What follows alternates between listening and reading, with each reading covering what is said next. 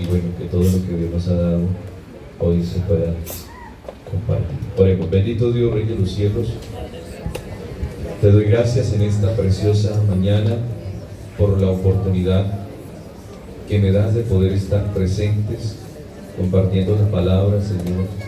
Amén.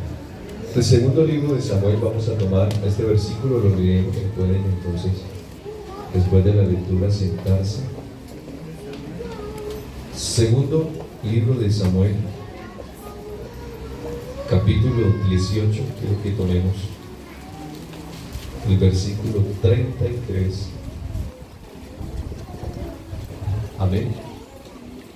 Los hermanos de proyección me van a ayudar, así como lo hacen rápidamente, a poner los versículos.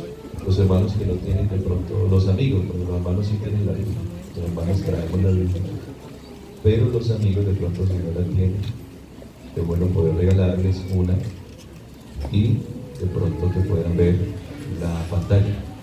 Dice así la palabra de Dios.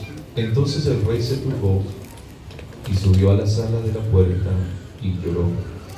Y yendo decía así: hijo mío Absalón, hijo mío Absalón, ¿quién me diera que muriera yo en lugar de ti?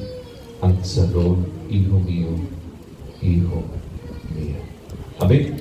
¿Cuánto damos alabanzas a Dios? Tenga la amabilidad de sentarse, hermanos. El silencio de Absalón. Amén. Vamos a hablar de este tema, el silencio de Absalón.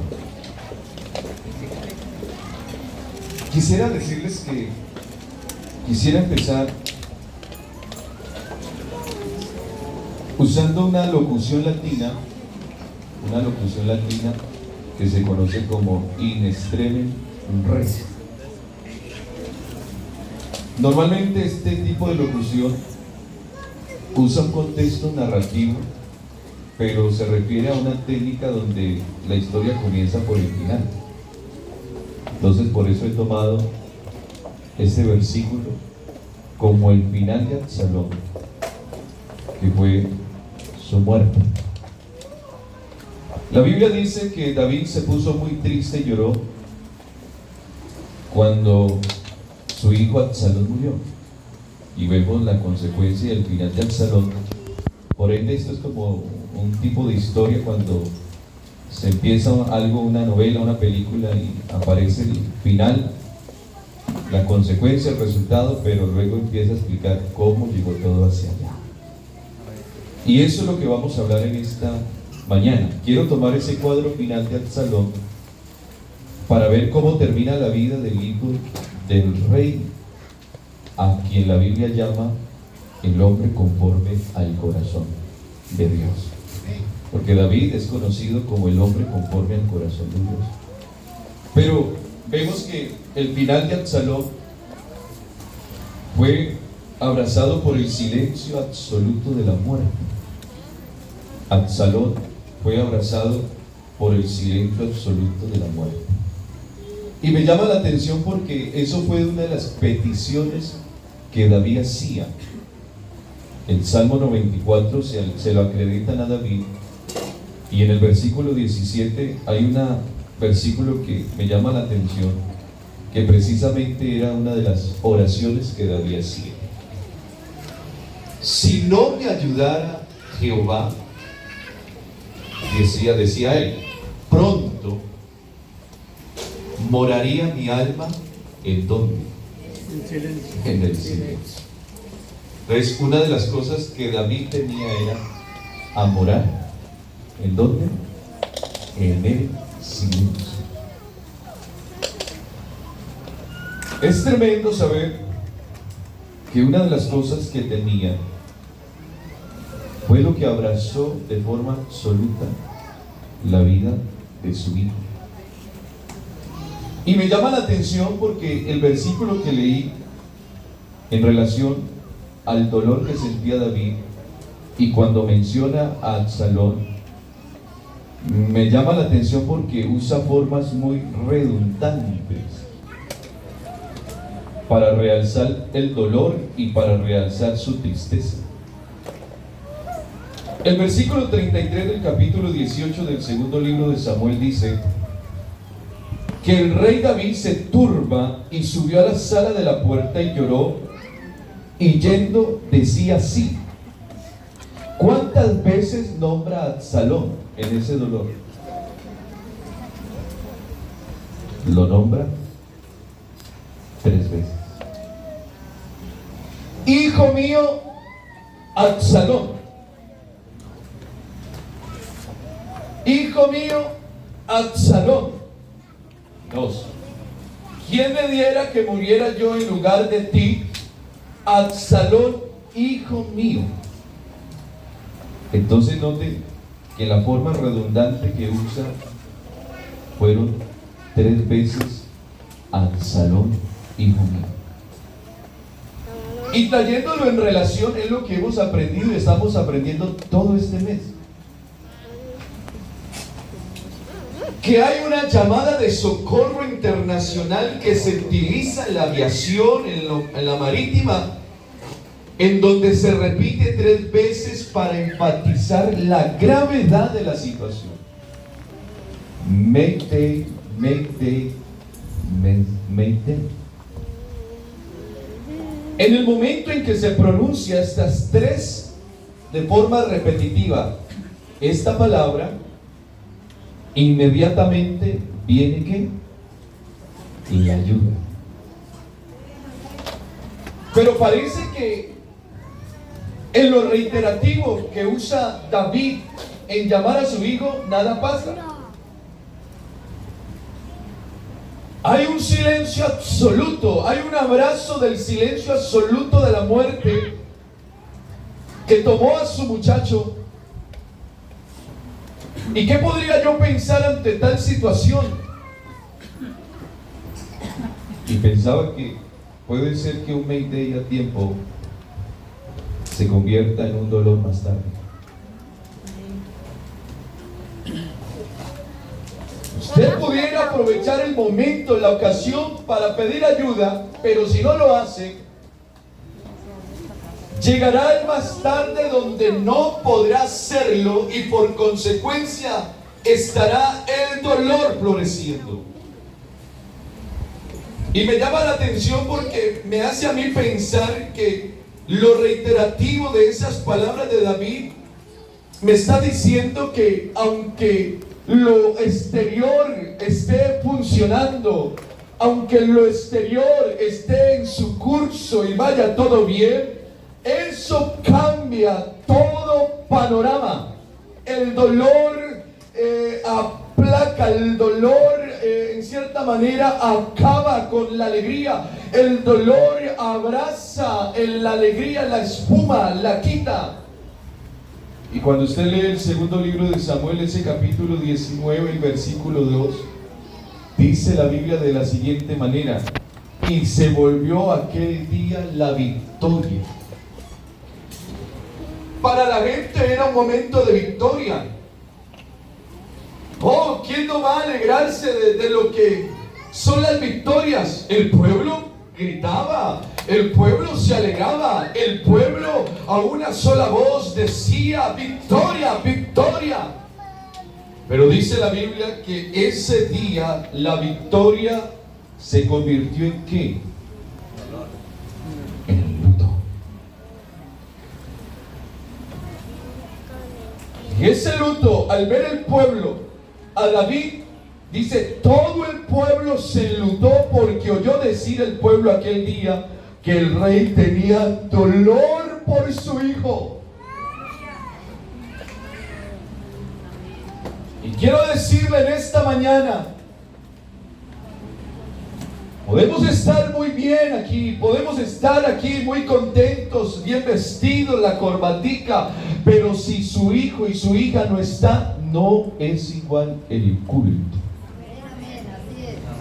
Yo no sé a usted qué le parece. Bueno, pudiera ser que no está porque está de viaje. Pero si está en esa condición de muerte, no puede ser igual. Sí, se alaba a Dios porque a Dios hay que alabarlo cuando estamos bien, cuando estamos mal. Pero no puede hacerme sentir a mí como si nada estuviera pasando. ¿O no? Pero yo quiero introducirlos o contextualizar un poco el comienzo de la historia de Absalón, o lo que podría llamar la biografía de Absalón. Y viendo la Biblia, el primer libro de Crónicas, capítulo 3, versículo 1, nos dice la Biblia que Absalón era el tercer hijo de David, que había tenido con su esposa, ¿quién? ¿Cómo llamaba la esposa de David, la mamá de Absalón? Maacá. Y dice el versículo 1 del primer libro de Crónicas, capítulo 3: estos son los hijos de David que le nacieron en Hebrón. El primogénito era Amnón, luego venía Ahinoam, el primogénito de Ahinoam, el segundo era Daniel, y dice la Biblia, el tercero, versículo 2, Absalón. Quiere decir que la Biblia nos enfatiza algunas cosas que tenía este personaje que eran muy llamativas. El segundo libro de Samuel, capítulo 14, versículo 25, la Biblia nos dice que Absalón era admirado por el pueblo. Miremos quién era Absalón.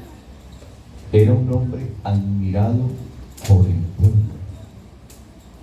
¿Y su admiración por qué venía? Capítulo 14, versículo 25 del segundo libro de Samuel. Dice la Biblia: y no había en todo Israel, ¿quién? Ninguno tan alabado por su hermosura como Absalón. La belleza de Absalón era tan admirada que sí se podía decir que era la última Coca-Cola del desierto. Porque todo el que veía a Absalón, o las mujeres que veían a Absalón, se les caía la baba. Y los hombres, no por su inclinación homosexual, de gustos, se impresionaban, no, sino que era la admiración de decir: uy, delante de este hombre somos pero feos.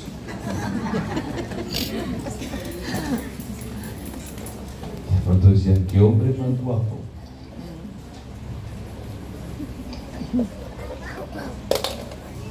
Traía admiración por todo el pueblo. ¿Y sabe qué dice la Biblia? Desde la planta de sus pies hasta la coronilla no había defecto en Absalón. O sea que Absalón no tenía problema. Ay, que tengo este hongo en esta uña, es que tengo esta rodilla, tengo el pie torcido, no tengo ni siquiera, tengo un diente partido. No tenía problema de eso. Por donde usted lo viera, hermano, no tenía defecto. Es más, la Biblia nos da un detalle. Tenía un pelo que hoy nos preocupa a nosotros, que nos está cayendo. Y él tenía que cada año, vea. ¿Y sabe qué dice la Biblia? ¿Cuánto pesaba ese pelo? 2 kilos. ¿Te imaginas, hermanos? Pero dice la Biblia que ese hombre tenía un pelo desde acá de la coronilla hasta el pie, todo perfecto. Y dice el versículo 26, cuando se cortaba el cabello, porque eso lo hacía al fin de cada año, porque le causaba molestia, y se lo cortaba, dice, pesaba el cabello de su cabeza 200 ciclos de peso real. que equivale a 2 kilos.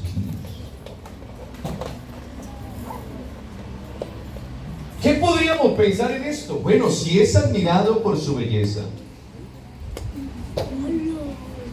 tiene la aprobación del pueblo, el pueblo lo admira, ¿qué representa para David Absalón? Si a usted le dicen, uy, qué guapo es su hijo, y usted dice, ah, que salió el papá, eso no lo llena de orgullo. Sale por ahí y dice, bueno. ¿Usted se imagina, David, cómo se sentía cuando el pueblo decía, oh, rey, es que su hijo es guapo? ¿Usted cree que David no saca de decir? Pues, si la Biblia dice que David también era hermoso. ¿Qué iba a decir David? Es que yo también soy hermoso. Así sale Lucía al papá. Mire su hijo, mire, que usted diga qué guapo eres.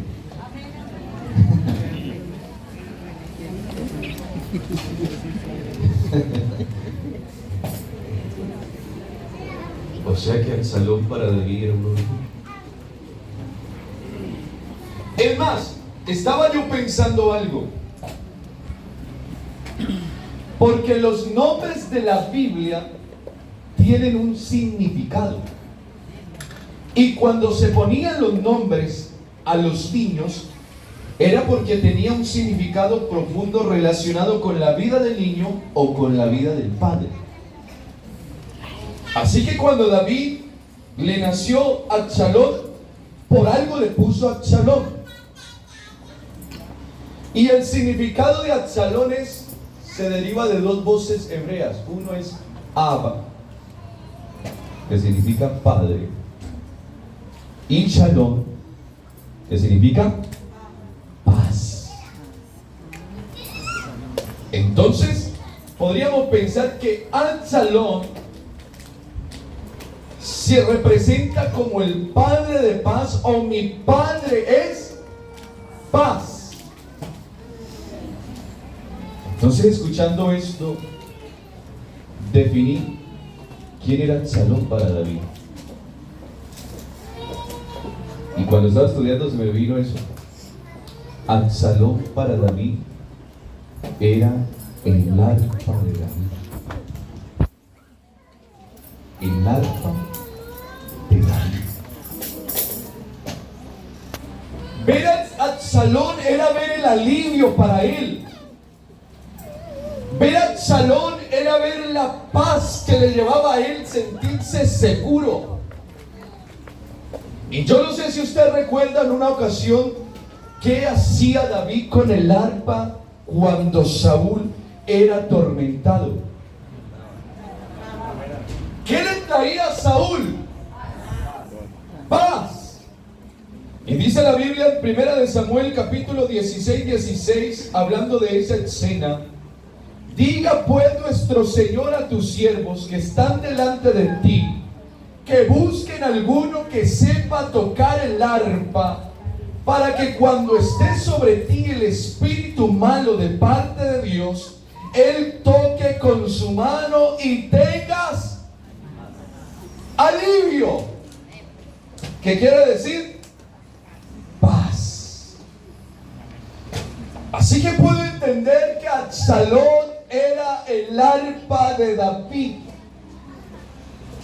Cuando David veía a Absalón, veía su alivio, su descanso, su paz.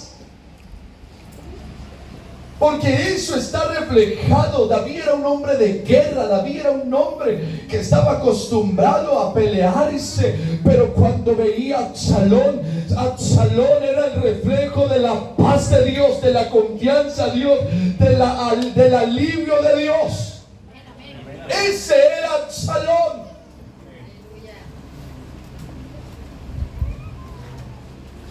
Pero no solamente Absalón tenía la admiración del pueblo y que para David representaba su arpa, sino que tenía un valor que le llamé el oro verde de David.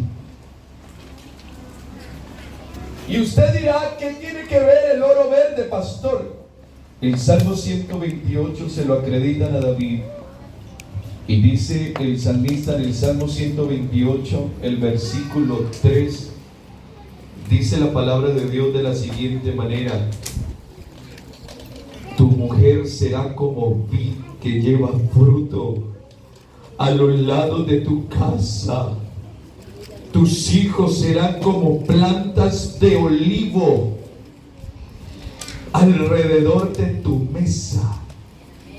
¿Qué está queriendo decir eso? Que los hijos, el salmista los llama la planta de olivos, y la planta de olivo era donde se sustraía, donde se sacaba el aceite. Absalón era el oro verde de David. El valor que tenía era considerado como el oro verde. De allí se desprendía el sustento, de allí se desprendía el combustible para que la lámpara no se apagara. Ver a Absalón era ver la garantía de una luz plena, de una luz viva, de una luz que alumbra, de una luz que no hay oscuridad, de una luz que no hay silencio. Absalón era la lámpara de David. El olivo verde de David. Y cuando miro esto, empiezo a ver que el olivo representa ciertas cosas que quisiera traer a memoria. Y por favor, regáleme el tiempo, o no me lo regale, usted lo ha dado a Dios, para que pueda salir de aquí, de este culto, con esto que el Espíritu Santo nos está diciendo. El olivo representa el fruto sano. Esto quiere decir que Absalón, como olivo verde, era un fruto sano, no enfermo. Absalón no era hijo enfermo, era fruto sano. Absalón, como olivo verde, era fructífero. Eso quiere decir que al ser fruto, el olivo representaba en cierta manera un maltrato. Al olivo se le maltrataba de alguna manera cuando era como pisoteado, para que en cierta manera el aceite pudiera desprenderse de allí, ¿verdad que sí? Y de una u otra manera era pisoteado, pero dice la Biblia, fructífero, que aunque era maltratado, se sostenía en pie. Ese era Absalón. Esto quiere decir, hermanos, que como lo plantea el salmista, nuestros hijos deben ser frutos sanos, pero también en este sentido fructífero, aunque venga lo que venga, aunque las situaciones traten de aplastar y traten de ahogar y traten de pronto de generar algún tipo de maltrato, el olivo verde se sostenía en pie, no había nada que lo hiciera mover. Así era Absalón. ¿Sí me están entendiendo? Como fruto verde, como olivo verde, era alimento. Proporciona nutrientes que hacen que las cosas funcionen como olivo. Como olivo verde, representaba la provisión para sí y para todos. Eso representaba Absalón para David. Entonces, viendo el final, la conclusión de Absalón, si ese era Absalón, ¿por qué terminó Absalón así? ¿Por qué murió en tal situación, en tal condición? ¿Por qué tenía que morir en esa forma? ¿Por qué el oro verde tenía que morir así? ¿Por qué el admirado por el pueblo tenía que morir así? ¿Por qué el arpa que traía paz tenía que silenciarse por el abrazo absoluto de la muerte? ¿Por qué tenía que morir así? Cuando pienso en esto, tengo que irme al Génesis o a la raíz de todo. Y cuando pensaba por qué el Espíritu de Dios me llevó a un versículo en donde la Biblia habla en Hechos capítulo 13, versículo 36. Muchas veces hemos leído este versículo, pero nunca había notado algo en este versículo que quiero compartirles a ustedes. No por crearles una conciencia de crítica al escritor que da fe de lo que David decía, pero en el detalle que cuando estaba leyendo este versículo, dije, en este pasaje hay un silencio. En este pasaje hay un silencio, como de esas cosas internas que no se cuentan. Y quise mirar cómo pudiera yo darme cuenta del silencio. ¿Dónde estaba aquel silencio que cuando leía aquel versículo decía, algo no me cuadra aquí?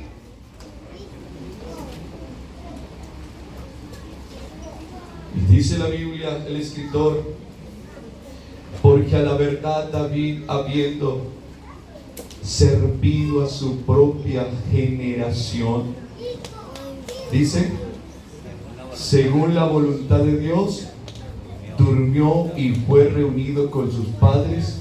¿Y qué vio? Corrupción. Y usted preguntará, hermano, ¿cuál es el silencio allí? Allí hay un silencio. Porque la Biblia dice, sirvió a su generación. Pero no nos dice, sirvió a su familia. Sirvió a sus hijos. Y allí como que en cierta manera se retumban las palabras de Absalón, como dando a entender, eso era el problema, por eso estoy aquí en esta condición de muerte. Porque hubo un padre que no sirvió a su familia, sino que se preocupó por servir a su generación, y los suyos quedaron relegados a un lado. ¿Alguien, el Espíritu Santo, le está diciendo eso hoy en esta mañana?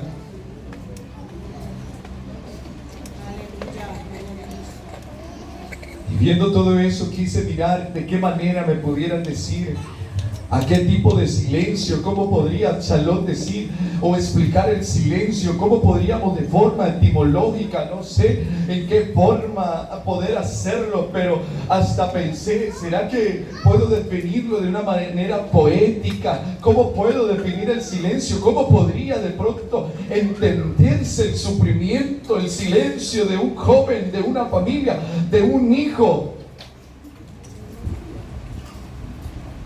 Entonces me vino a la mente que el silencio es un espacio creativo. Quiere decir que es como el lienzo blanco donde el artista dibuja, y en donde empiezan a faltar algunos detalles, pero que son provocados esos espacios. Quiere decir que David, en su medida que iba involucrándose en el servicio a su generación, parece que iba representando cosas muy lindas en lo que iba haciendo, ¿verdad? Que la Biblia llama al hombre conforme el corazón de Dios, el lindo cantor de Israel, donde el pueblo gritaba, Saúl mató a 1000, y todos empezaban a gritar, y David mató a sus 10,000, y en toda esa batalla pletórica de David se levanta con todo el orgullo, y parece que el pueblo se siente tan protegido con David, se va levantando un historial de David ante todo el pueblo, pero parece que van quedando algunos espacios por allí en donde empiezan a haber algunos faltantes que son provocados por el mismo David.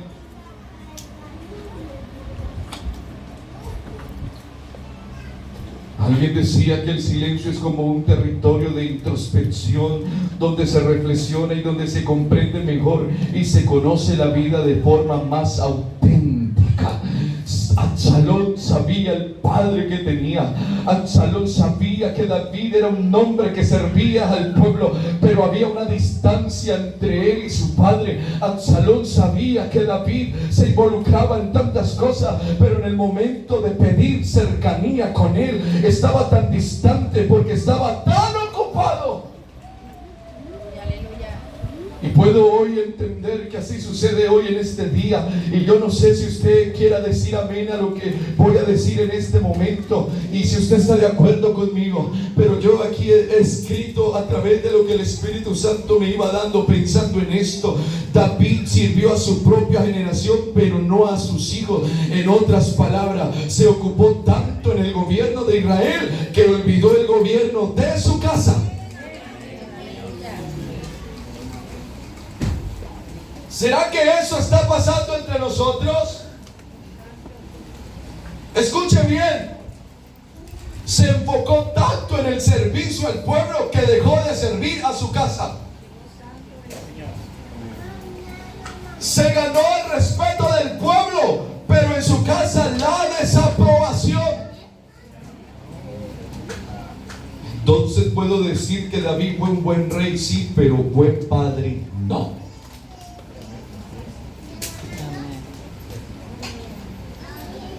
Sirvió a su generación, murió, fue enterrado. Pero ¿dónde está Absalón? ¿Dónde está el arpa de David? ¿Dónde está el aceite? ¿Dónde están los que tenían que seguir el legado? Los que tenían que conservarse la lámpara de Israel que no podía apagarse. ¿Dónde está? Muerto en el silencio, en el olvido, donde quedan todos los que duermen, allá en el olvido, sin dorado, sin memoria, sin nada. Absalón terminó así. Puede ser buen padre, o perdón, puede ser buen trabajador, pero puede ser mal padre. Puede ser un buen servidor en la iglesia, pero puede ser un mal servidor en la casa. Eso puede suceder. Eso puede pasar. Y discúlpenme lo que voy a decir, pero hay veces alabamos a los hombres y los admiramos de tal manera por sus enseñanzas y por todo lo que nos han dejado, la doctrina y tantas cosas. Pero si uno los volteara a la realidad, a la perspectiva real de su casa, los hijos no perseveran, no están en la iglesia, y fueron maestros que nos enseñaron la palabra y los recordamos y traemos a memoria sus enseñanzas. Sí, puede ser que haya buenos pastores, puede ser que haya buenos servidores, puede ser que haya buenos liderazgos, puede que haya cosas muy buenas, pero a la realidad, a la perspectiva real, a lo que es auténtico, a lo que está allá en lo interno, allá en lo profundo, allá en lo secreto, allá, ¿qué hay en nosotros? Aleluya, a Dios. Amén, amén. Y yo quisiera que el Espíritu Santo en este mes nos hiciera, hermanos, papilla. En otras palabras, como que en cierta manera nos derrita y empiece a formar en nosotros una nueva mente, la mente de Cristo, para empezar a pensar como Él piensa, para empezar a hacer lo que Él demanda, para empezar a ubicar las prioridades que la Biblia nos enseña, para empezar a hacer la voluntad de Dios, para servir no solamente a la generación, a lo que Dios nos ha entregado, sino primeramente a nuestros hijos. Nuestros hijos, la familia será siempre el respaldo de nuestro servicio. Sin familia no hay respaldo. Sin familia no hay autoridad. Sin familia no hay nada. Amén. Aleluya, gloria a Dios. ¿Alguien puede decir amén en esta mañana? ¿Alguien está entendiendo lo que el Espíritu Santo está hablando en esta mañana? Permítame, por favor, poder entrar un poco en estas cosas que he considerado, de dónde viene, dónde se ha originado todo. Y cuando pensé el silencio de Absalón, ¿por qué en esa manera, en esa medida? Y uno le pregunta el versículo, porque así sucede, se le pregunta el versículo. y en ocasiones trataríamos de pronto de buscar la respuesta y de pronto parece que algunas de ellas no son tan claras y como que Señor, ¿qué sucedió?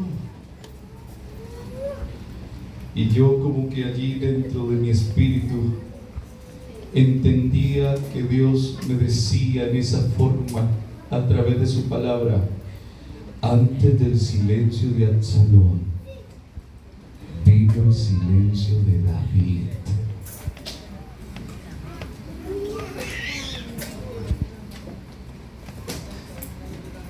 Y yo como, ¿en qué forma? ¿Qué pasó con David para que su hijo fuera de esa misma manera? ¿Qué pasó con David para que Absalón se mantuviera en un silencio también como lo mantuvo él? Entonces me encontré con 4 cosas que David hizo en silencio.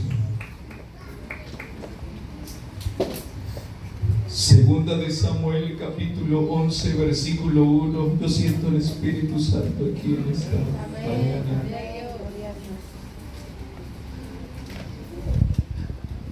La Biblia dice: aconteció al año siguiente, en el tiempo que salen los reyes a la guerra, que David envió a Joab y con él a sus siervos y a todo Israel, y destruyeron a los amonitas y sitiaron a Rabá. Pero David se quedó en donde. Y sucedió un día al caer la tarde que se levantó David de su lecho y se paseaba sobre el terrado de la casa real. ¿Usted se imagina esa escena? David allá en el balcón del palacio, dando vueltas. ¿Con quién estaba? Solo. ¿Había ruido? Era el ruido de su conciencia. Pero estaba solo. Y se paseaba. Y se paseaba. ¿Sabe qué entendí con esto? Que el primer silencio de David fue el silencio de mi responsabilidad.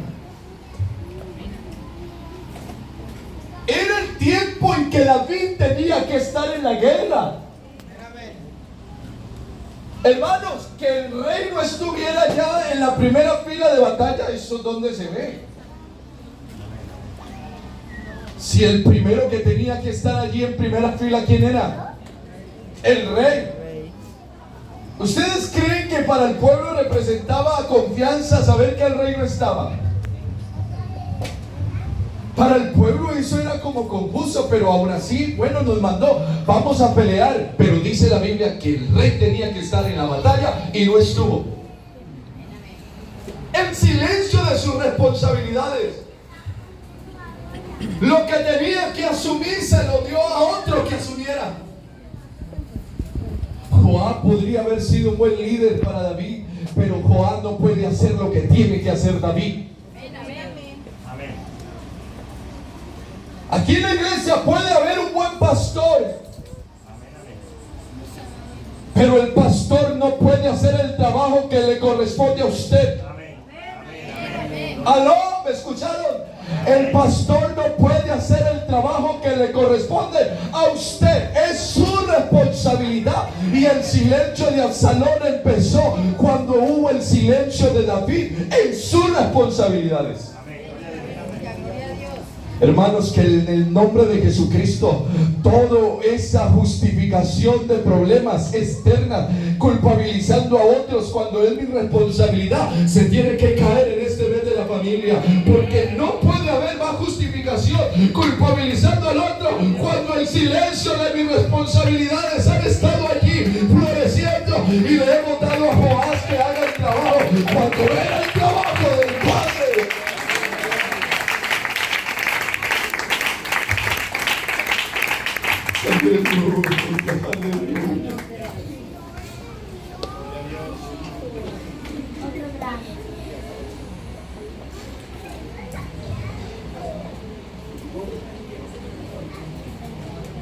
Segunda de Samuel, capítulo 11, versículo 27.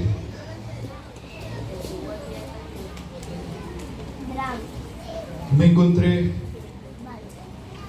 con algo que me llevó a pensar,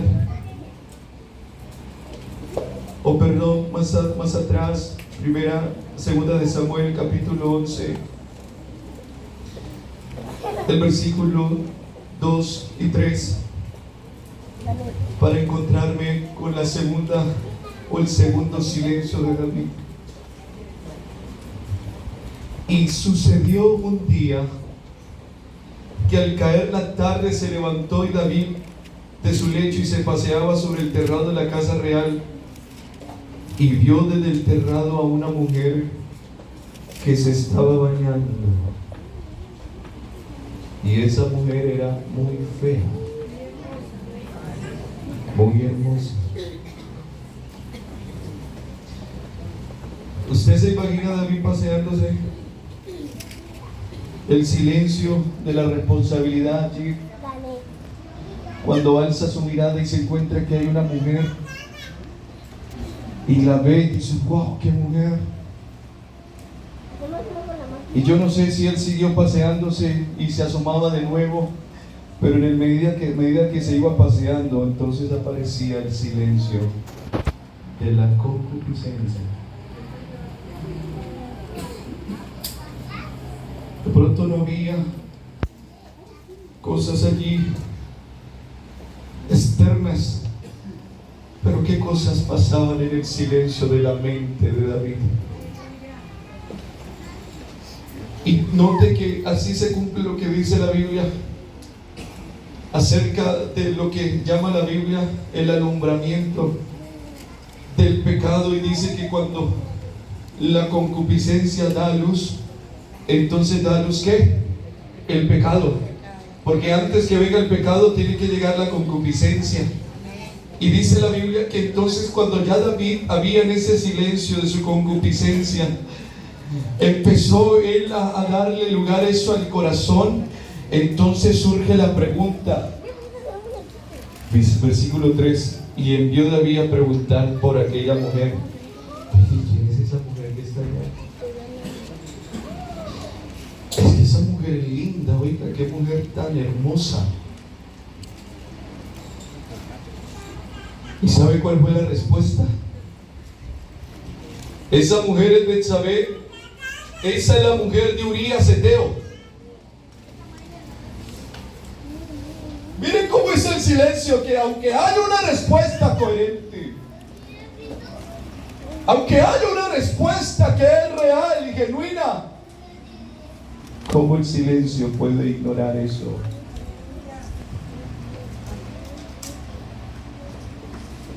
Y dice el versículo 27: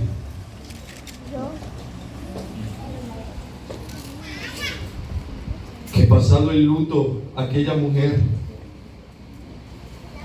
envió David y la trajo a su casa, y fue ella su mujer y le dio a luz un hijo. Pero ¿sabe qué dice la Biblia? Dice la Biblia: mas esto que David había hecho, ¿qué fue? Desagradable ante los ojos de Jehová.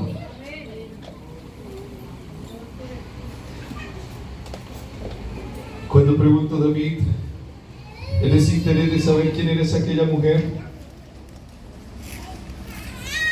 Y dice la Biblia, el versículo 4 del capítulo 11 de segunda de Samuel, que cuando supo quién era, envió David mensajeros y la tomó y vino, y aun sabiendo la respuesta, durmió con ella. Y luego ella, ¿qué? ¿Sé qué?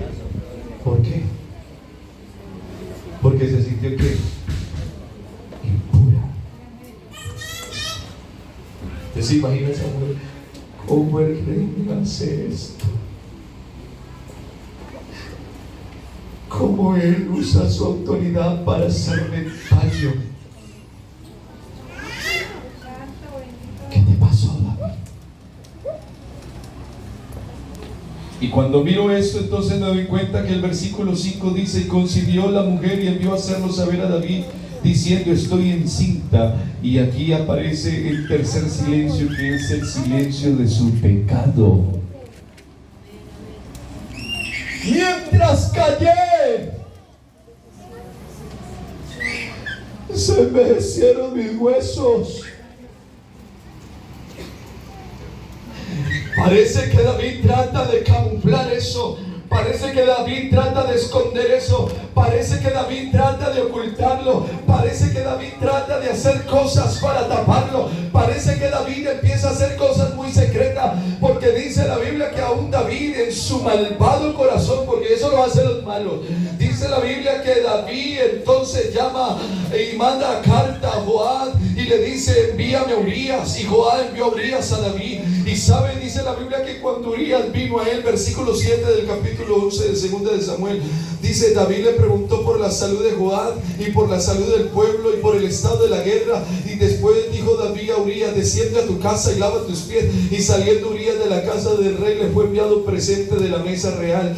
Mas Urías durmió a la puerta de la casa del rey con todos los siervos de su señor, y no descendió a su casa de repeso, haciéndole daño. Y él dice: tengo que serle leal al rey, tengo que ser fiel al rey, tengo que cuidar al rey. Y dice la Biblia, versículo 10: e hicieron saber esto a David, diciendo: Urías no ha descendido a su casa. Y dijo David a Urías: no ha venido de camino, no has venido de camino. ¿Por qué pues no descendiste a tu casa? Y ¿sabe qué le dice Urías? Urías le responde a David, dice: el arca e Israel y Judá están bajo tiendas, y mi señor Joab y los siervos de mi señor en el campo. Ellos están allá en la guerra, se están matando, se están dando allá la vida por el pueblo. Y había yo de entrar en mi casa para comer y beber y dormir con mi mujer, por vida tuya y por vida de tu alma, que yo no haré tal cosa. Aleluya. Qué David tan tremendo. Y sabe que no le basta eso con David, sino que dice la Biblia, versículo 14, que venido la mañana escribió David a Joab una carta, la cual envió por mano de Urías, y escribió la carta diciendo: poner a Urías al frente, en lo más recio de la batalla, y retiraos de él para que sea herido y muera. Todo lo que estaba maquinando en su mente, eso de pronto no estaba en la conciencia del pueblo. El pueblo ni siquiera pensó: uy, el rey, ¿qué está haciendo? No, eso estaba ahí en el silencio de David. Eso estaba ahí en el silencio de su pecado. Aleluya, aleluya.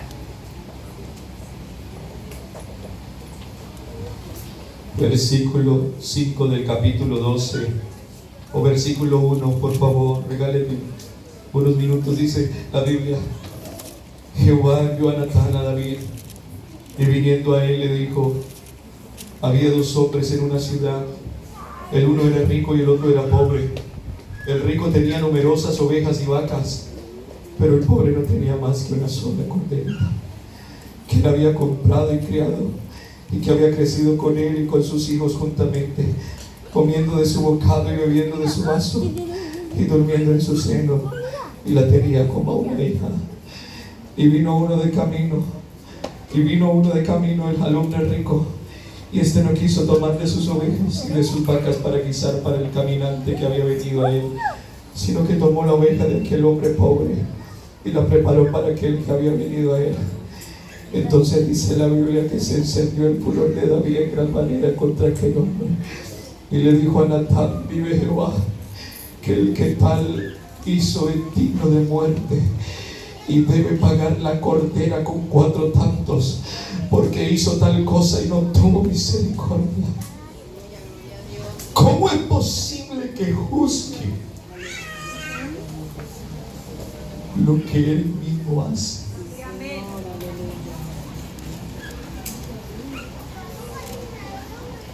Hermanos, no sé lo que vaya a producir esto,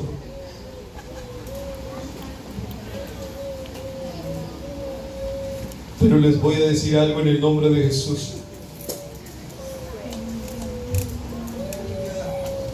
Absalón murió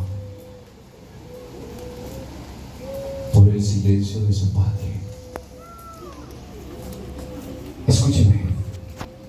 Y pueden ser que hayan hijos o hijas en una condición como esa por el pecado de su padre y el pecado de su madre. Porque hay algo escondido por allí.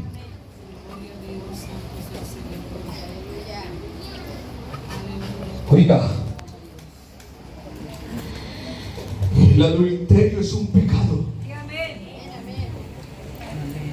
que algunos lo han guardado. Y cuando mira lo que está pasando, no le llega la conciencia de saber que es producto de su silencio, de su pecado. Porque dice la Biblia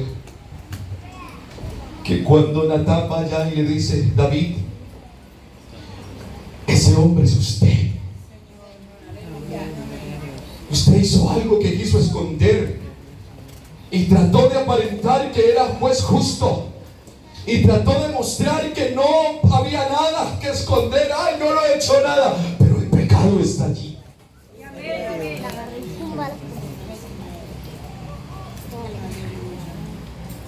Tú eres aquel hombre. Y así ha dicho Jehová Dios de Israel: yo te ungí por rey sobre Israel y te libré de la mano de Saúl y te di la casa de tu señor y las mujeres de tu señor en tu seno, además de ti la casa de Israel, de Judá, y si esto fuera poco, te habría añadido mucho más. Pero ese no solo fue otro silencio, el otro problema. El cuarto silencio que veo de David es lo que dice el versículo 9 del capítulo 12. El silencio de la voz de Dios. No porque Dios no hable, sino porque el hombre se ha encerrado en sí y la voz de Dios no se escucha. Y el versículo 9 dice: ¿por qué tuviste poco la palabra de Jehová, haciendo lo malo delante de sus ojos? ¿Por qué te cerraste a la voz de Dios? ¿Por qué ignoraste la voz de Dios?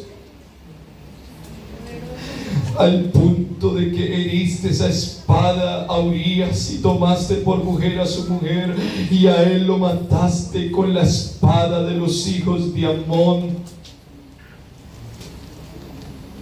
Te olvidaste de la voz de Dios. Y cuando leí esto me di cuenta por qué terminó así su hijo. El Padre de la paz y el Señor de la paz se le convirtió en la espada contraria de David. Dice la Biblia, el versículo 10: por lo cual ahora, escuchen hermanos, no estoy hablando palabra de hombre. Gloria a Dios. Por lo cual ahora no se apartará jamás de tu casa la espada. ¿Sabe qué quiere decir eso? Se le dijo: como resultado de tu pecado nunca más volverás a tener paz.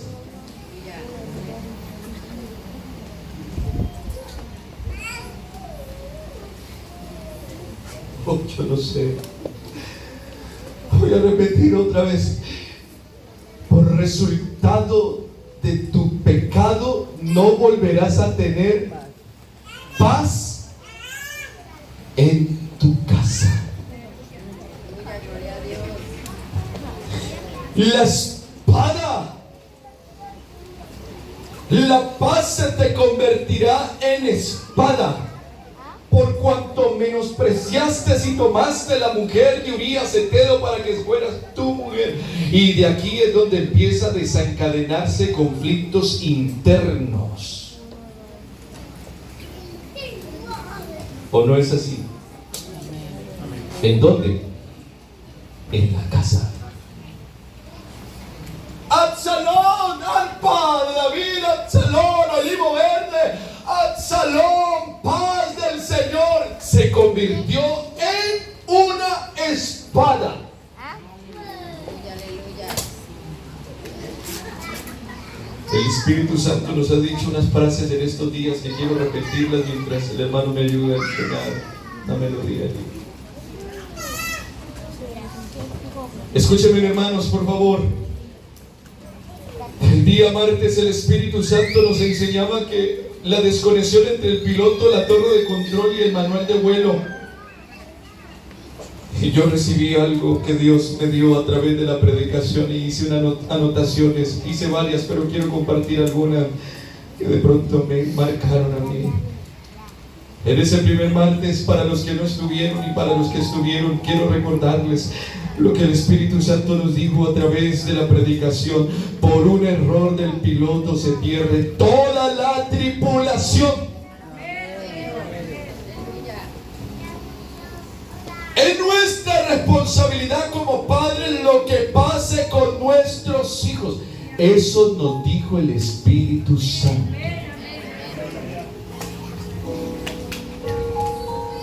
David se dijo: no hay conexión entre el piloto, la torre de control, el manual de vuelo. Parece que lo pierde, se desorienta. Y entonces el Espíritu Santo nos dice el jueves que hay errores de conexión entre el piloto y los tripulantes de cabina y pasajeros. Y el Espíritu Santo nos decía: el piloto nunca abandona la cabina de la familia, aunque la situación se presente difícil. Él espera la voluntad de Dios y su pronto auxilio. Y algo que el Espíritu Santo nos dijo en relación al matrimonio, que la comunicación clara es la sal del menú matrimonial. El Espíritu Santo nos habló el viernes que hay una desalineación de ejes. Y yo escuché dos frases que me marcaron. Cuando un hogar está desalineado, pierde la eficacia. Y escuché otra frase que dice: una desalineación es dejar de estar en la posición correcta. Todo eso lo hizo David.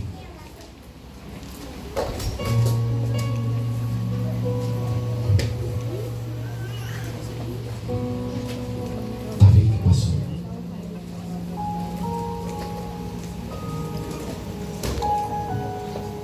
¿Qué sucedió, David? Déjeme decirlo así. En una conversación que tuve con David, hablándolo de esta forma,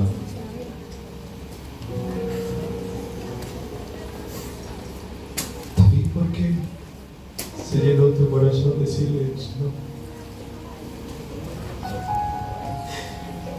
Yo podía sentir que había unas palabras que decían: Fabián, que detrás de todo eso también había no solamente mi culpabilidad y mi pecado que tenía escondido, sino que había una sombría de historia de mi hijo llamado Amnón, cómo violó a su propia hermana. Dice la Biblia que la forzó y se acostó con ella. Parece que empieza entre su propia casa a haber una serie de problemáticas. Su hermano se enamora de su hermana y la fuerza y se inventa una cosa. Y entonces le dice al papá: papá, que mi hermana me haga aquí, me cocine, me ayude. Y entonces tenía todo preparado. Y David en su silencio le dice: vaya niña, atienda a su hermanita. Y su hermanito estaba organizando todo para hacerle daño. Se levanta el hermano contra su hermana. David, y en medio de todo esto, ¿cómo te sentías? Impotente. Dice el capítulo 13, versículo 16 de segundo de Samuel. Dice: cuando él acabó de hablar, he aquí los hijos del rey que vinieron y alzaron su voz y lloraron, y también el mismo rey. Y dice la Biblia: y todos sus siervos lloraron con grandes lamentos. Y el versículo 37 dice: mas Absalón, cuando mató a su hermano Amnón, porque eso provocó que Absalón se levantara contra su hermano, lo matara. Y dice la Biblia que Absalón huyó y se fue. Y David lloraba por su hijo todos los días. Qué impotencia del padre ver que la misma familia se hace daño, se desintegra, se acaba. Escúcheme, David, ¿por qué no hiciste algo? ¿Por qué no trataste de remediar, de hacer el Mayday? ¿Por qué no pediste auxilio?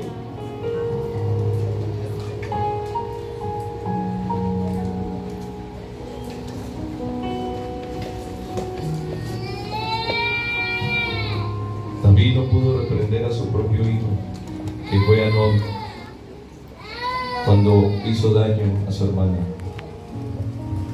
sencillamente porque siguió los pasos de su padre.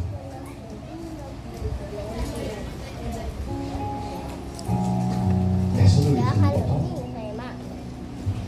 ¿No planeó todo eso pasar? Lo mismo que hizo con Betsabé. Mató a su esposo, lo hizo la forma para llegar a ella y quedarse con ella. ¿Qué autoridad podía hacer David para corregir a sus hijos cuando estaban siguiendo su propio huella?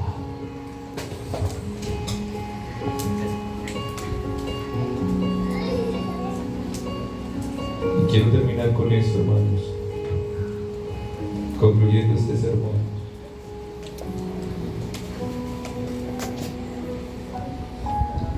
David trajo un silencio que representa una distancia.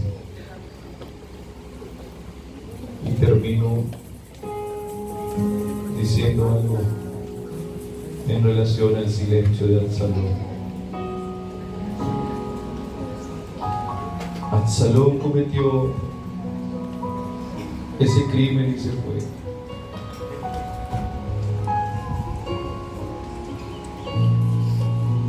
Y en varias ocasiones Absalón trató de reconciliarse con su papá. Y fue en varias ocasiones. Es más, la Biblia, si usted lee 2 de Samuel capítulo 14 versículo 24, dice: mas el rey dijo: váyase a su casa y no vea mi rostro. Y se volvió Absalón a su casa. Después de todo lo que había pasado, se volvió Absalón a su casa y no vio el rostro del rey. Y dice el versículo 28: y estuvo Absalón por espacio, su silencio, de 2 años en Jerusalén, y no vio el rostro del rey. En otras palabras, hubo una distancia, hubo una pérdida de comunicación. David estaba llenado de ira, y fue lo que recibió de su padre, ira. Y sabe en total cuántos años duró ese silencio hasta la muerte de Absalón y hasta la huida de Absalón. 7 años. Y hasta el mismo Joab se preparó la forma de que hubiera un reencuentro entre ellos. Y David decía: que venga a Jerusalén, pero que se vaya para su casa, no quiero verlo. Una distancia. Y la Biblia dice por espacio. Y esos espacios, ¿sabe qué quiere decir? Silencio. Lo que usted no pone atención se vuelve un espacio de silencio. Y los años van pasando, y los hijos van cambiando, y las situaciones van viniendo, y el vacío sigue habiendo. El daño está causándose y haciéndose más fuerte que nunca.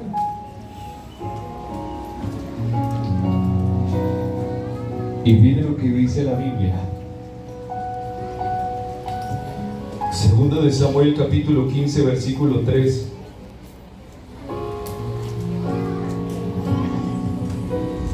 Porque ese arpa de Israel, de David, el aceite de vida o el olivo de David, el hombre de paz, el niño de paz y de alivio, se le convirtió en el promotor de disturbios. Se levantó contra su autoridad y se volvió vengativo. Y dice la Biblia, por favor escuchen lo que el Espíritu Santo nos dice. Aconteció después de esto que Absalón se hizo de carros y caballos, y 50 hombres que corriesen delante de él. Y se levantaba Absalón de mañana y se ponía a un lado del camino junto a la puerta. Y a cualquiera que tenía pleito y venía al rey a juicio. Habían pleitos, ¿no? Entonces dice la Biblia que entonces cuando venían a que se les solucionara la situación, el pleito que había, Absalón lo llamaba y le decía, venga para acá. ¿Usted de dónde es? Parece que empieza a interesarse. ¿De dónde viene? Y él respondía, tu siervo es de una de las tribus de Israel. ¿Y sabe qué hacía? Se sentaba y los escuchaba. ¿Y sabe qué decía Absalón? Mira, tus palabras son buenas. Y lo que estás diciendo, tus palabras son justas. Mas no tienes que te oiga el marco del rey. Oye, ¿tú por qué dices eso? Porque el rey es mi papá. Y él no me escucha.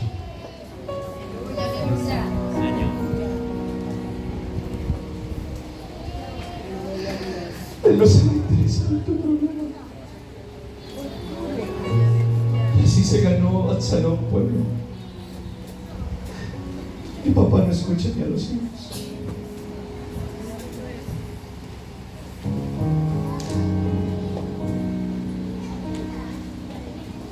Y decía Absalón que me diera por juez en la tierra para que viniesen a mí todos los que tienen pleitos o negocios, que yo les haría justicia.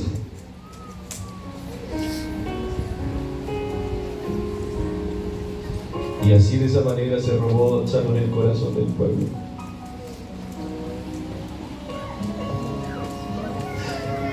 Oh, hermanos, por favor, no.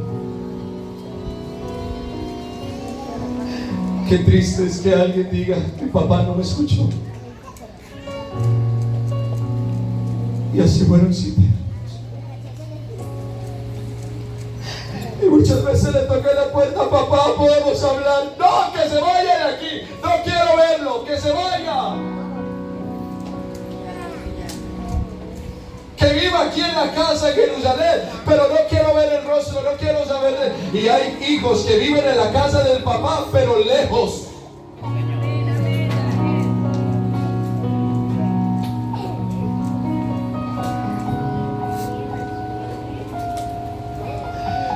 No vamos a poder salvar el mundo.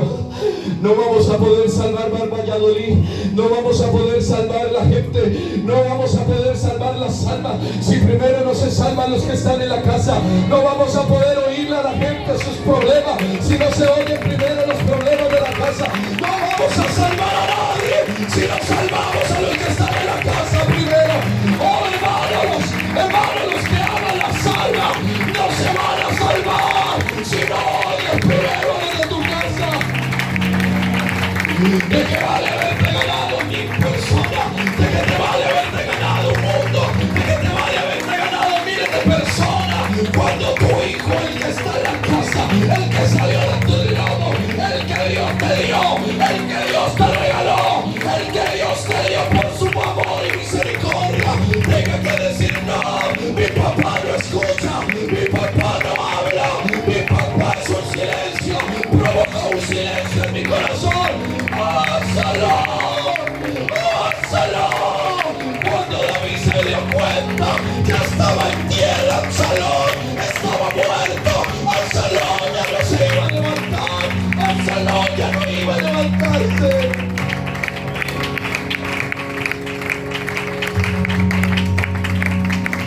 se imaginan a Salón en sus brazos, hijo.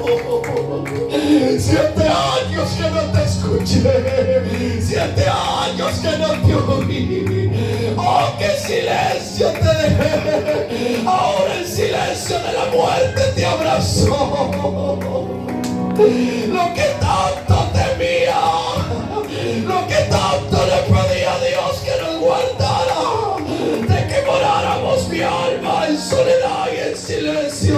Absalón, hijo mío, Absalón, hijo mío, Absalón, hijo mío.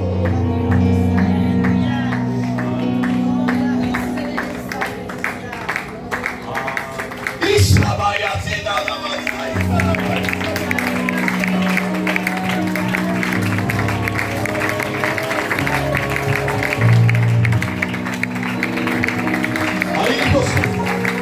en una depresión tan fuerte que los papás no los escuchan y se están muriendo dentro y están en un silencio.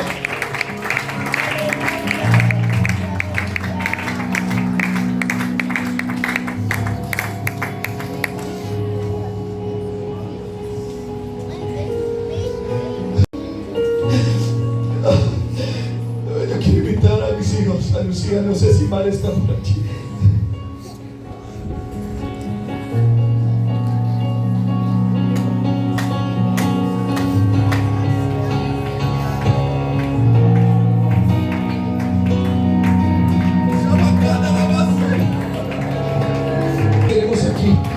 Pedir la ayuda, pedir el auxilio, pedirle la ayuda a Dios y a los que nos pueden ayudar.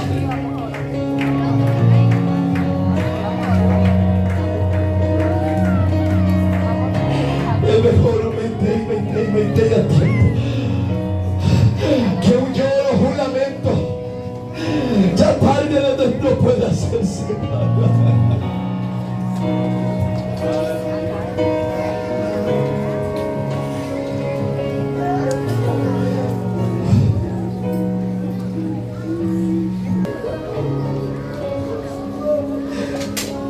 Hace más de 15 años yo tuve que enterrar a mi hermana. Con 19 años tenía ella, yo tenía 16 años.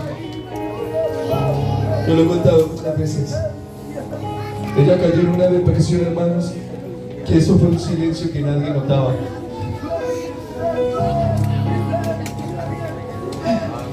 Mi madre se apartó de Dios. No había quien pudiera decirle algo. Hace 2 años que enterré a mi abuela.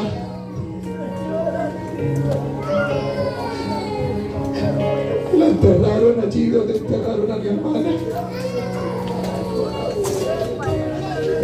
¿Usted sabe qué es estar uno allí abriendo ese, no sé cómo decir, esa bóveda? Sacar el ataúd hace de 16, 17 años.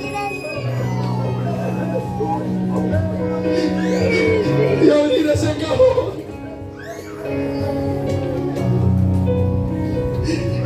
y ver a mi hermana disecada allí en puros huesos.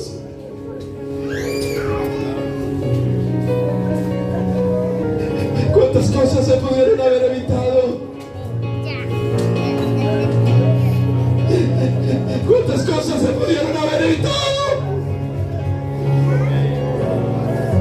¿Cuántas cosas se pudieron haber hecho bien? ¿Cuántas cosas?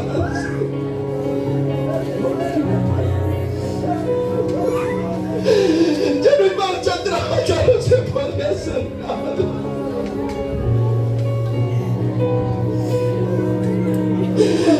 Pero hay una oportunidad para alguien, hay una oportunidad para alguien. Padres, ustedes tienen sus hijos acá, por favor.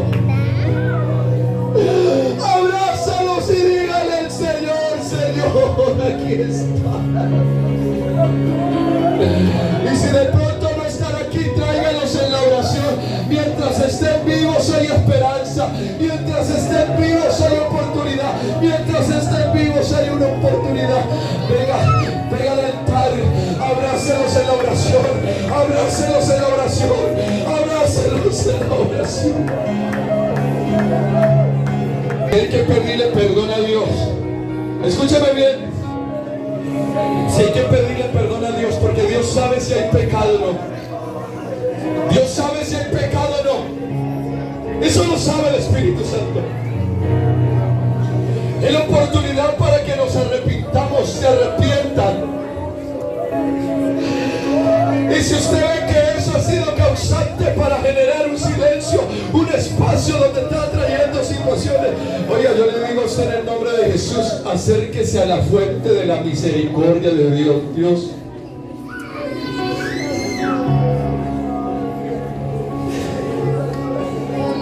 abrace esos hijos y empiece a ver el arpa suya como empieza a sonar.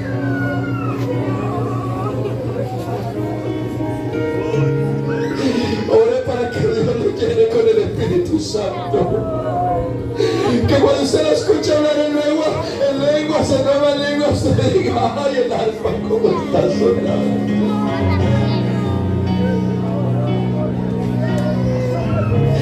Mire, allí está el olivo suyo, el aceite que mantendrá la lámpara encendida. Y Shabbat.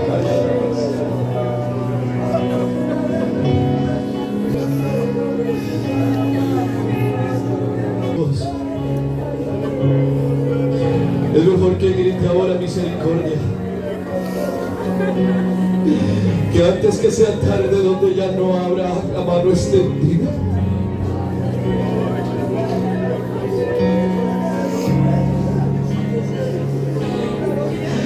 Y dígale al Señor en esta hora lo que dijo el salmista: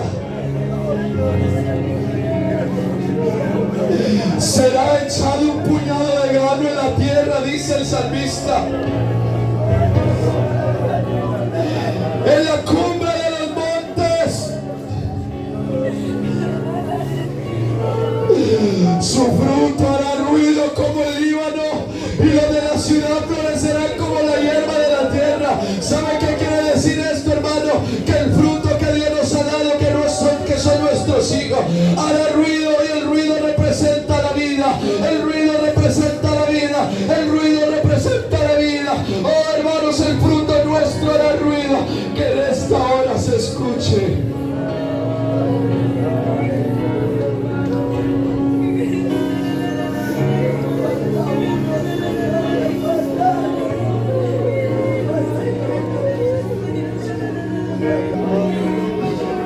Alguien puede oír la voz del Espíritu. Oh, aleluya. El tiempo ha pasado, hermano.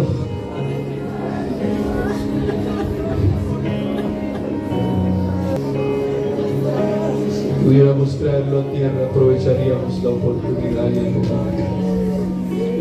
Aunque el tiempo ha pasado, pero aún estamos en la oportunidad. Tiempo, oportunidad.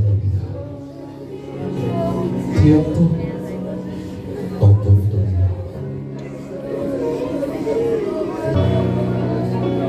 Levante sus manos, vamos a orar.